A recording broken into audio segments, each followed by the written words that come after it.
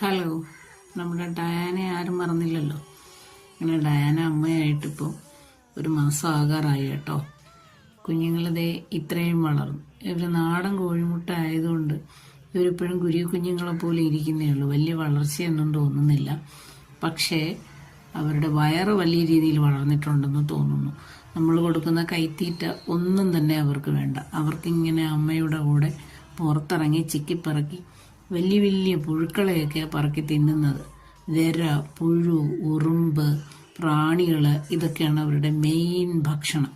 നമ്മൾ കൊടുക്കുന്ന യാതൊന്നും തന്നെ അവർക്ക് കഴിക്കാൻ വേണ്ട. തവിട് വേണ്ട, മുട്ടക്കോഴിയുടെ തീറ്റ കൊടുത്താൽ അത് വേണ്ട, ഒന്നും വേണ്ട. അവർക്കിങ്ങനെ മണ്ണി ചിക്കിപ്പെറുക്കി ചെതൽ അത് ഇത് കാണുന്നതിന് എല്ലാത്തിനും തിന്നണം.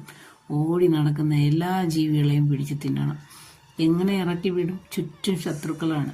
കാക്ക മുതൽ ഇങ്ങേറ്റം പൂച്ച വരെ ഉണ്ട് അവരെ പിടിച്ച് തിന്നാൻ പാത്തിരിക്കുന്നത്. എനിക്കാണെങ്കിൽ ഇപ്പം അധികം പണിയുമായി. ഇതാണ് പണി. കണ്ടോ, പട്ടി വന്നിരുന്നിട്ട് പോകുന്നുണ്ടോ? ഇതാണ്